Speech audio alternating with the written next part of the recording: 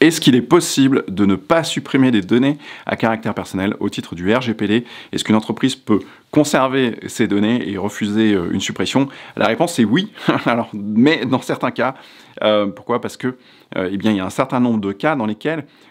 la loi impose le traitement des données à caractère personnel. On peut penser simplement pour les entreprises en matière de facturation, à partir du moment où vous devez livrer une commande, eh bien, il y a tout un tas de données,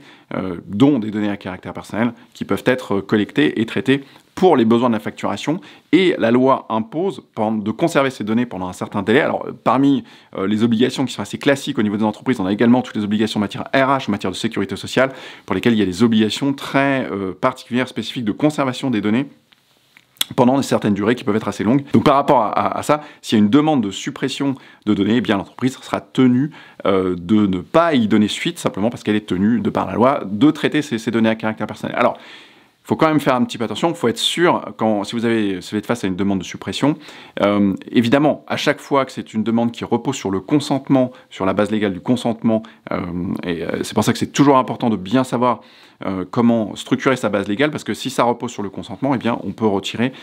toujours le consentement par rapport à un traitement, et donc, si ça repose sur le consentement, eh bien là, la personne a toujours le droit de retirer son consentement. C'est vraiment la conséquence directe du fait de faire reposer un traitement donné à caractère personnel sur la base légale, l'article 6.1 sur le consentement,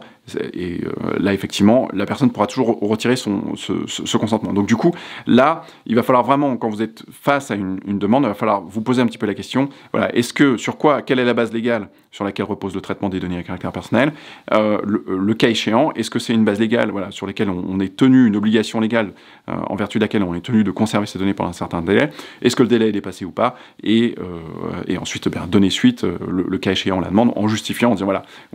là en fait on est tenu de conserver de par la loi ces données pendant une durée X, et donc on va traiter ces données pendant cette durée, et puis après elles seront effacées. Donc voilà, tout ça pour dire que jetez un petit œil, alors c'est intéressant, jetez un petit œil sur votre base légale, faites attention voilà, sur quoi repose le traitement, et à partir de là, vous serez en capacité de dire pendant combien de temps on garde les données, pendant combien de temps elles sont traitées, et si oui ou non, vous pouvez les effacer. Voilà, si c'est pas entièrement clair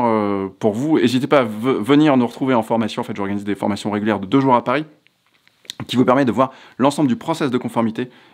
du règlement européen, et ça vous permet d'être au clair avec on fait des tonnes de cas pratiques, des tonnes d'exemples, ce qui vous permet d'être vraiment voilà, au point quand vous sortez. Et en plus on a ajouté des formations en e-learning, des modules e-learning récemment. On a une offre qui est vraiment très très bien, donc voilà, je dis ça parce que j'ai même plein de personnes qui sont très satisfaites, qui ressortent, qui me remercient de ce produit qui aide vraiment, donc j'ai des tonnes de témoignages clients là-dessus. Donc n'hésitez pas à jeter un petit œil sur la formation, et puis si vous n'êtes pas abonné à la chaîne, abonnez-vous, je vous donne un tas d'informations gratuites, ça vous permet de progresser aisément par rapport à toutes les obligations qui sont imposées au titre du RGPD. Voilà, j'espère vous retrouver à bientôt. Bye bye.